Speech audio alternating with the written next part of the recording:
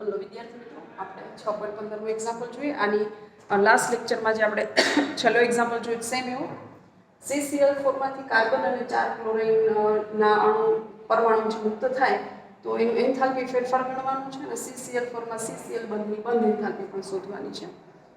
ઉદ્ધવપાતન enthalpy આપી છે, દહન એન્થાલ્પી આપી છે, ઓકે, સમીકરણો બધી એન્થાલ્પી આપી છે, સર્જન એન્થાલ્પી અને પરમાણુ એન્થાલ્પી, આ એન્થાલ્પી આપી છે. હવે આપણે એના ઉપરથી સમીકરણ લખી શકીએ કે CCl4માંથી આ જે છે આ આપણું વેપોરાઇઝેશન સોલિડમાંથી જ્યારે ગેસિયસ ફોર્મમાં જશે, સૌથી પહેલું છે એ સોલિડ ફોર્મ હશે, CCl4 લિક્વિડમાંથી ગેસિયસમાં, એટલે આ જે આપણે એન્થાલ્પી જોઈએ છે આ એન્થાલ્પીનો ફેરફાર છે વેપોરાઇઝેશન, બાષ્પીકરણ થયું ત્યારે 30.5 કિલોજૂલ પ્રતિ મોલ જેટલી ઉષ્મા યુઝ થાય છે. કાર્બનની Cl2 સાથે 2 મોલ સાથે પ્રક્રિયા થાય તો CCl4 બને, તો આ સર્જન એન્થાલ્પી -135.5. સોલિડમાંથી ગેસિયસ ઉદ્ધવપાતન થાય ત્યારે જે એની એન્થાલ્પી છે 715 કિલોજૂલ પ્રતિ મોલ છે અને અહીંયા Cl2માંથી Cl એટલે કે બંધ એન્થાલ્પી અથવા તો પરમાણ્વીયકરણ જે એન્થાલ્પી કહેવાય, આ જે છે પરમાણ્વીયકરણ એન્થાલ્પી 242.0 કિલોજૂલ પ્રતિ મોલ છે એટલી ઉષ્મા આપણને મળે છે. હવે અહીંયા આપણે ખરેખર સમીકરણ કયું જરૂરી છે કે CCl4માંથી આ સમીકરણ ઉપરનું એ સમીકરણ હોવું જોઈએ. તો અહીંયા આપણે કઈ એન્થાલ્પીનો આગળના જે દાખલામાં કર્યું હતું સેમ એ રીતે કે અહીંયા મારે કાર્બન જોઈએ છે એટલે આ ઇક્વેશન જોશે, સમીકરણ 2 એને એમ નામ રાખીશું. અહીંયા જોશે મારે 4Cl, તો Cl વાળું સમીકરણ કયું છે 4Cl, તો કે આ સમીકરણમાં 2Cl છે મારે, ઓકે, આ બને છે એ છે આ બાજુના, એટલે અહીંયા Cl2 જોઈએ છે તો એને આપણે એમ નામ રાખશું, 4Cl જોઈએ છે, અહીંયા 2Cl છે, એટલે આ સમીકરણને 2 વડે ગુણી દઈશું અને એમાંથી CCl4 છે એ બને છે ગેસિયસ ફોર્મમાં, એને મારે બાદ કરશું કારણ કે એને મારે ઉલટી સાઈડ જોઈએ છે, ઊંધી સાઈડ જોઈએ છે એટલા માટે, ઓકે. તો હવે આપણે જો અહીંયા લઈએ તો સમીકરણ 3 છે એમ નામ રાખશું, સમીકરણ 3 વત્તા 2 ગુણ્યા સમીકરણ 4, 2 ગુણ્યા સમીકરણ 4 માઇનસ CCl4 વાળું સમીકરણ કયું છે તો પહેલું, એમાંથી કરશું સમીકરણ 1 ને બાદ, ઉલટું જોઈએ છો, આ બે જે તરફ છે એ તરફ CCl4 નથી એટલે આ બેને એક બાજુ રાખશું. તમને એની પ્રક્રિયા માટે એન્થાલ્પીનો ફેરફાર કરવાનું કીધું છે એટલે આ છે એ આ તરફ છે એને મારે સામેની તરફ લઈ જવું હોય તો એમાંથી તમારે માઇનસ કરવા પડશે. સેમ આપણે હવે એન્થાલ્પીઓ છે એને લખી નાખીએ.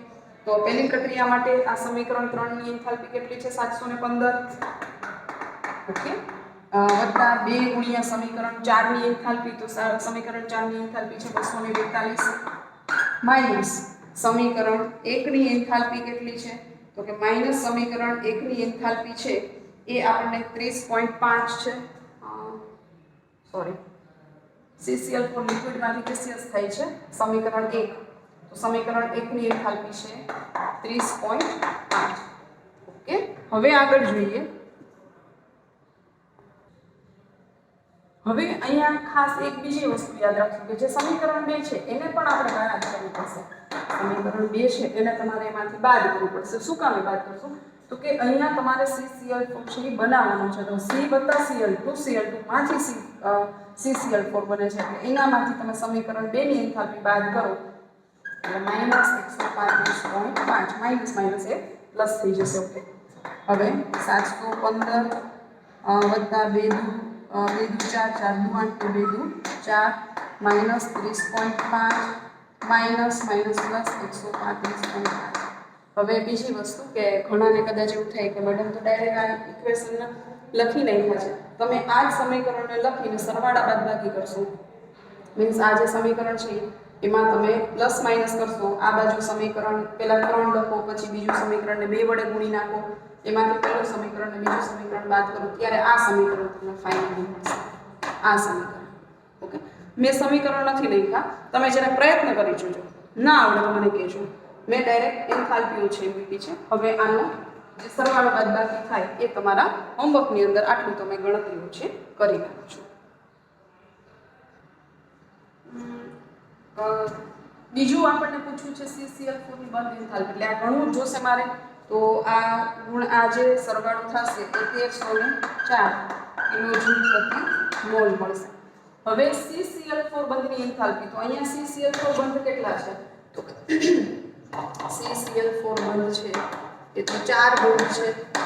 તો મારે હવે અહીંયા સરેરાશ એન્થાલ્પી શોધવી પડશે. સરેરાશ CCl બંધ એન્થાલ્પી બરાબર કેટલા થશે? તો કે 1304 આ તમારે કરી લેવાનું છે. ઓકે, 4 બંધ છે કારણ કે આ આપણને બીજું પૂછ્યું છે CCl4 માં CCl બંધની, તો 4 બંધ હોય તો આપણે સરેરાશ એન્થાલ્પી શોધવી પડે. ટેક્સ્ટબુકની અંદર મિથેનનું ઉદાહરણ હતું અને આપણે સરેરાશ એન્થાલ્પી શોધી હતી. અહીંયા પણ સરેરાશ બંધ એન્થાલ્પી એટલે ડિવાઇડ બાય 4 કરી દઈશું. Okay, next example 2a + b એમાંથી c મળે છે. આ પ્રક્રિયા માટે 298 કેલ્વિન તો આપણને ડેલ્ટા H 400 કિલો જૂલ પ્રતિ mall, delta S 0.2 kilo joule પ્રતિ મોલ. અને હવે એ પૂછે કે કયા તાપમાને પ્રક્રિયા છે સ્વયંસ્ફુરિત થશે, મીન્સ આપમેળે પ્રક્રિયા છે એ થશે એ શોધવાનું છે. અને જ્યારે આ તાપમાનનો યુઝ કરીએ ત્યારે ડેલ્ટા H અને ડેલ્ટા S છે અચળ છે એવું ગણી લેવાનું છે. તો આપણને એ ખ્યાલ છે કે જો કોઈ પ્રક્રિયા સ્વયંસ્ફુરિત હોય, આપમેળે થતી હોય તો એના માટે કન્ડિશન કહે. તો અહીંયા તમને રકમમાં શું શું આપ્યું છે પહેલાં તો એ જોઈ લે. તો કે ડેલ્ટા H આપ્યું છે અને ડેલ્ટા S આપ્યું છે. ઓકે, આ બી આપ્યા છે. તો જો કોઈ પ્રક્રિયા ડેલ્ટા S એટલે કે એન્ટ્રોપી અને એન્થાલ્પી હોય સાથે તો સમીકરણ કયું આવે? તો કે ગિબ્સની મુક્ત ઉર્જાવાળું સમીકરણ આવે delta G = delta H - T delta S. જો પ્રક્રિયા છે એ સ્વયંસ્ફુરિત હોય, મીન્સ આપમેળે જો કોઈ પ્રક્રિયા થતી હોય ત્યારે શું થાય? તો કે સંતુલન સમયે તમે સ્વયંસ્ફુરિત પ્રક્રિયા માટે સંતુલન સમય લેવામાં આવે. સંતુલન સમય હોય ત્યારે ડેલ્ટા G છે એ 0 થઈ જાય, કારણ કે ડેલ્ટા G 0 થશે એટલે પ્રક્રિયા છે એ સંતુલનમાં હશે. આપણને ડેલ્ટા G નથી આપ્યું, તાપમાન શોધવાનું કીધું છે, તો આ બે કિંમતો છે 2 હોય ને 2 ન શોધી શકે, તો આપણે સંતુલન સમયે શોધી શકીએ. ઓકે, તો ડેલ્ટા G છે એ તમે 0 મૂકો તો સંતુલન સમયે આપણે જે સમીકરણ છે એમાં આને 0 મૂકી દઈએ તો delta H - T delta S. તો આપણે એવું લખી શકીએ delta H = T delta S. T ને સૂત્રમાં કરતા બનાવવું ડેલ્ટા H ના છેદમાં ડેલ્ટા S. ડેલ્ટા H છે 400 ભાગ્યા 0.2. ઓકે, તો સિમ્પલ આપણે ભાગાકાર જ કરવાનો છે. તો કેટલા થશે? તો કે 2000 કેલ્વિન થશે.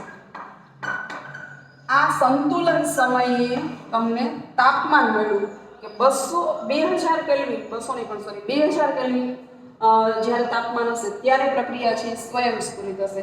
તો આ સોરી 2000 કેલ્વિન તાપમાને પ્રક્રિયા છે સંતુલનમાં હશે. પ્રક્રિયા સંતુલનમાં હશે. જો આનાથી તાપમાન છે ઊંચું રાખવામાં આવે, 2000 કેલ્વિનથી તાપમાન વધારે હોય ત્યારે પ્રક્રિયા છે એ સ્વયંસ્ફુરિત થશે. ત્યારે ડેલ્ટા G છે એ કેવો થશે? તો કે 0 કરતાં નાનું, સોરી 0 કરતાં પણ ઓછો થશે, કારણ કે ડેલ્ટા G નું મૂલ્ય માઇનસ આવે તો પ્રક્રિયા આપમેળે થાય. જો અહીંયા તમે 2000 કેલ્વિન મૂકો, 2000 ગુણ્યા ડેલ્ટા S કરો એટલે આ મૂલ્ય વધી જશે માઇનસમાં, આ મૂલ્ય માઇનસમાં વધી જશે, આ પ્લસ છે મૂલ્ય તમને આપેલું, તો આ 2000 ગુણ્યા 0.2 કરો, એમાંથી આને બાદ કરો તો ડેલ્ટા G છે એની કિંમત માઇનસ મળે, એટલે કે પ્રક્રિયા છે આપમેળે થશે. હવે ત્યાર પછીનું એક્ઝામ્પલ 2 એ ગેસિયસ ફોર્મમાં વત્તા બીજો અણુ છે એ ગેસિયસ ફોર્મમાં છે, એમાંથી 2 ડી મોલના અણુ મળે છે અને ગેસિયસ ફોર્મમાં છે. આંતરિક ઉર્જા આપી છે, એન્ટ્રોપી આપી છે, ડેલ્ટા G0 છે એ શોધવાનું છે. તો ડેલ્ટા G0 નું સૂત્ર શું હતું? તો delta G0 = delta H0 - T delta S છે. ડેલ્ટા H0 તો આપણી પાસે છે ને, અને એ બીજું એ કહેવાનું છે કે પ્રક્રિયા આપમેળે થશે કે નહીં. એટલે ડેલ્ટા G પ્લસ આવશે તો નહીં થાય, માઇનસ આવશે તો થશે, 0 હશે તો સંતુલનમાં હશે. તો સૌથી પહેલાં તો ડેલ્ટા H0 છે એ શોધવાનું છે. હવે મેં તમને ગયા લેક્ચરમાં કીધું હતું કે જ્યારે તમને મૂલ્યો આપે ત્યારે તમારે ખાસ ધ્યાન રાખવાનું છે તો બધા સરખા એકમમાં છે કે અલગ અલગ એકમમાં છે. જો અહીંયા તમે જુઓ તો અહીંયા આ કિલો જૂલમાં આપ્યું છે મૂલ્ય અને આ છે એ ખાલી જૂલમાં આપ્યું છે, એટલે ક્રોસ થશે. એટલે આપણે છે મૂલ્યોને ખાસ કાં તો જૂલમાં રાખવાના કાં તો કિલો જૂલમાં રાખવાના. તો અહીંયા આપણી પાસે ડેલ્ટા H0 શોધવા માટેનું સૂત્ર શું છે? Delta U0 + delta Ng/T. Okay, હવે ડેલ્ટા U0 તો તમને આપી દીધું છે, ડેલ્ટા N છે એ શોધીએ, ડેલ્ટા Ng તો વાયુરૂપ નિપજો ના મોલમાંથી પ્રક્રિયકોના મોલ બાદ કરશું, બધા ગેસિયસ ફોર્મમાં છે એટલે ગણાશે 2 માઈનસ 2 વત્તા 1 એટલે 2 માઈનસ 3 બરાબર -1. ડેલ્ટા H માઈનસ પણ આવી શકે, આ યાદ રાખશું. હવે આમાં કિંમતો મૂકીએ તો ડેલ્ટા H0 બરાબર ડેલ્ટા U0 કેટલા છે -10.5 માઈનસ આ કેટલા થશે તો -1. R ની કિંમત આ કયા એકમમાં છે તો કે કિલો જૂલમાં છે એટલે આપણે R 8.3 કિલો જૂલ પ્રતિ મોલ લેશો. 8.3 અને T ટેમ્પરેચર કયું આપ્યું છે તો આ પ્રક્રિયામાં આપણને ટેમ્પરેચર છે એ તમને આપેલું નથી એટલે આપણે પ્રમાણિત તાપમાન છે એ લઈ લઈએ 298 કેલ્વિન તાપમાન. 298. તો હવે અહીંયા આપણે જોઈએ તો ડેલ્ટા H ની કિંમતની અંદર આ તો માઈનસ જ રહેશે 10.5, આ માઈનસ માઈનસ થઈ જશે પ્લસ. હવે તમે જો એ ગુણાકાર કરો પાછળનો પદનો એ થશે, આ ત્રણેય પદનો ગુણાકાર કરો તો એ થશે 2.48. તો આ મોટું પદ છે, આ નાનું પદ છે તો ડેલ્ટા H0 ની કિંમત આવશે એ માઈનસ જ આવશે, આમાંથી આટલા બાદ કરવા પડશે. 10.5 માંથી 2.48 સોરી અહીંયા સોરી આ એક જ માઈનસ આવશે, આ તો પ્લસ માઈનસ પ્લસ સોરી મને યાદ આવી ગયું આ તો આપણે પ્લસ છે એટલે -1. ઓકે હવે બરાબર છે. તો 10 ને 2 12 ને આ આપણે એડ કરી દઈએ તો કેટલા થશે 12.98 -12.98 કિલો જૂલ થશે. ઓકે પ્રતિ મોલ છે એ આ કિંમતો કિલો જૂલમાં તમને મળી ગઈ છે. હવે તમારે ડેલ્ટા G0 નું જે આ સૂત્ર છે એમાં તમારે S ની કિંમત છે એ જૂલમાં આપેલી છે તો જૂલમાંથી કાં તો આને કિલો જૂલમાં ફેરવવા પડે અને કિલો જૂલની અંદર આને ફેરવી દઈએ તો કેટલા થઈ જાય તો કે ડેલ્ટા S0 -44.8 જૂલ પ્રતિ કેલ્વિન છે તો એને આપણે -44.8 ગુણ્યા 10 ની -3 કિલો જૂલ પ્રતિ કેલ્વિન ઓકે આ કિંમત મૂકીએ. હાલો delta G0 delta H0 - T delta S0 delta H0 એની -12.98 -298 ગુણ્યા -44.8 ગુણ્યા 10 ની -3 ઓકે આ ગુણાકારમાં છે કિંમતો માઈનસ પ્લસ થઈ જશે. ઓકે તો આ કિંમતો આપણે મૂકીએ તો માઈનસ આ 12.98 એમ રહેશે.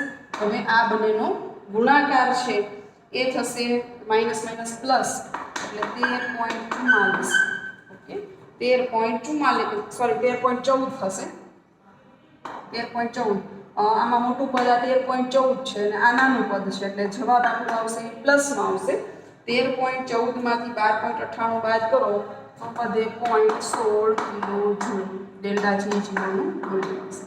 હવે બીજું આપણને પૂછ્યું છે કે પ્રાટ કથન કરવાનું છે મીન્સ તમે પહેલા આના ઉપરથી કયો કે થશે કે નહીં પ્રક્રિયા તો હવે તો તમને ખબર પડી ગઈ કે ડેલ્ટા G0 છે એનું મૂલ્ય પ્લસ મળે છે એટલે પ્રક્રિયા આપમેળે નહીં થાય, આપમેળે ન થાય અથવા સ્વયંસ્ફુરિત નથી એવું તમે લખી શકો કે આ પ્રક્રિયા છે સ્વયંસ્ફુરિત નથી મીન્સ કે આપમેળે થશે નહીં.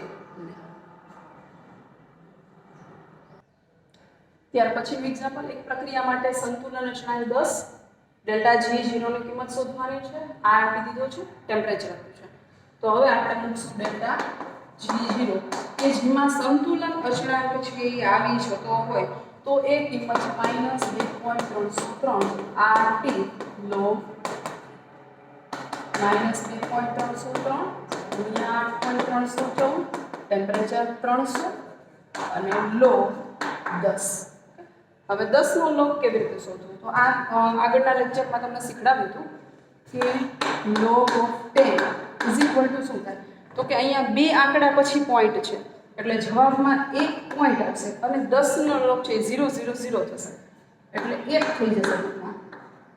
ઓકે 10 નો log 1 એટલે આ એક સાથે ગુણવાનું -2.303 ગુણ્યા 8.314 ગુણ્યા 300 ગુણ્યા 1 સિમ્પલી ડેલ્ટા G0 છે એની કિંમત આવશે 5744 એટલે કે 5744.14 જૂલ પ્રતિ મોલ. કિલો જૂલમાં ફેરવવા હોય તો 3 આંકડા ખસી જશું.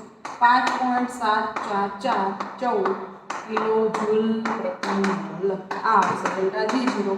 અહીંયા ડેલ્ટા G0 ની કિંમત છે માઇનસ મળશે.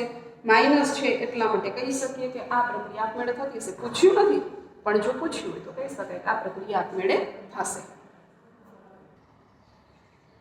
Last example. પ્રમાણિત પરિસ્થિતિમાં 1 મોલ પાણી બને ત્યારે પર્યાવરણમાં થતો એન્ટ્રોપી ફેરફાર શોધવાનો છે. સર્જન એન્થાલ્પી આપી છે -286 કિલો જૂલ પ્રતિ મોલ. ઓકે, તો અહીંયા delta R is equal to -286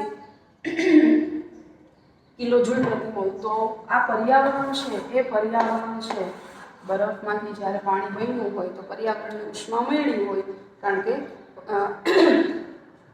enthalpy ફેરફાર છે અથવા તો ઉષ્માનો ફેરફાર છે પ્લસ થશે. તો આપણે એન્ટ્રોપી ફેરફાર ગણવાનો છે તો ડેલ્ટા S પર્યાવરણ બરાબર Q પર્યાવરણ ભાગ્યા T થશે. તો આ કેટલા છે? તો 286 ભાગ્યા કેટલા થશે? ટેમ્પરેચર કયું છે? તો કે પ્રમાણિત સ્થિતિ છે એટલે 298 કેલ્વિન છે. ઓકે, હવે આ ખાસ ધ્યાન રાખજો. જો આ અંશ છે એ નાનો છે, છેદ છે એ મોટો છે. અહીંયા જે કિંમત મળશે એ આપણને 1 કરતાં નાની મળશે. 0.959 કિલો જૂલ પ્રતિ મોલ મળે છે. આને જૂલમાં ફેરવી દઈએ તો 959.73 મીન્સ 10 ની 3 ઘાત છે એને આપણે ગુણી દો તો થઈ જશે જૂલ પ્રતિ મોલ.